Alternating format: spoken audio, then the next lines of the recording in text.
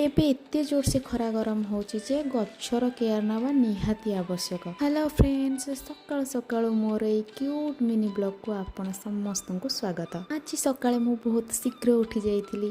सकाळर fresh पवन आ शांत परिवेश मते बहुत भल लागे। सब काम सारिकी पळै आसली मु गछरे पानी देबाकू। एही खरारे गच्छर जत्न नबा बहुत ही आवश्यक। ए देखंतु आम बाड़ी रे केते सुंदर लाउ हेची। आ मु जाइकी से लाउ दिटा को तोली आनिली। देखंतु ना नाउ दिटा केते सुंदर भाबरे लतारे झुलिची। निज हातरे लगैथिबा गछरे जेताबळे एमिति फ्रेश सब्जी हुए सतरे बहुत खुशी लागे। गछ को मु प्रतिदिन पानी दउची आ तार जत्न नउची। आ आज मते तार परिश्रमर फल मिल जाइची। फाइनली मु नाउटा को तोली आनिली। आ देखंतु केते फ्रेश आ हेल्दी देखा जाउची। तापरे मु पक्षी मानक पई पानी आ खाइबा रखिदेली। एमती छोट छोट काम कले मन को बहुत शांति आ खुशी लगे। तो पक्षी मान को खाइबा को दे सारी एठी आमे बसी पड़लु खाइबारे। खाई सारी मु पळै आसली मो रंधाशाला को। आ देखिली कौन अच्छी परिबा मु रोषेई करिवि।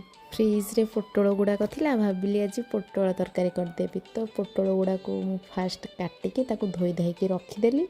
ता सहित पियाज टमाटर काटिकी भी रेडी करी नेली। आलू को भी सिझेकी रखिथिली, तार चोपा छड़ेकी ताकू काटिकी रखिदेली। सिझा आलू पके तरकारी कले तार टेस्टटा तो मते बहुत ही भल लागे। सेथिपई प्राय तरकारी रे मु सिझा आलू ही पकाए। सब परिबा मु काटिकी रेडी करी रखिनेली। आ एपटरे भात बसैथिले, भात भी मोर हेई गलानी। ए जो गरम होची, गरम रे निजको हाइड्रेट रखिबा तो निहाती जरूरी। तरकारी बनैबा पूर्व मो लेंबू पानी बनैली। आ गोटे ग्लास लेंबू पानी थिला मो हस्बैंड को पाई, आउ गोटे ग्लास पानी थिला मो पाई। आउ सेथिरे टिके ठंडा ठंडा लागिबा पाई मो आइस क्यूब को भी आनी सेथिरे ऐड कर देइथिली। तापरे मो ढक ढक करी सब लेंबू पानी पी देली। ओह कि शांति। तो चलंतु एबे रोषेई स्टार्ट करिबा। कढ़ई रे तेल पके मु सेथिरे पोटल को आगे गोल्डन फ्राए करदेली। बड़ी पड़ी थिबा तेल रे मु पियाज ऐड करदेली। आ पियाज गोल्डन फ्राए हे गला परे सेथिरे मु मसाला और टमाटो पके देली। मसाला हे गला परे सेथिरे मु पोटल आलू ऐड करी ताको भलो भाबरे कसी देली। तापरे सेथिरे पानी ऐड करी ताको घोड़ेई देली। आ किछि समय फुटिया पई छाड़ी देली। एहेतु मो पुओ खाइबो सेथिपई मु फास्ट ता पई काढिकी रखिदेली। तापरे मु लंका गुंड पकेइली।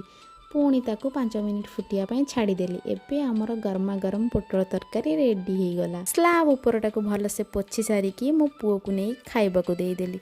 आउ एते जोर से गरम होतला, मोर टिके इच्छा ला ठंडा ठंडा किछि खाइबा पई। सेथिपई मो मोर फेवरेट आइसक्रीम एन्जॉय कली। एही परि भाबरे मोर सिंपल आ पीसफुल सकाळटा कटि गला। भिडियोटी भल लागिले लाइक शेयर सब्सक्राइब करबा को भूलिबेनी।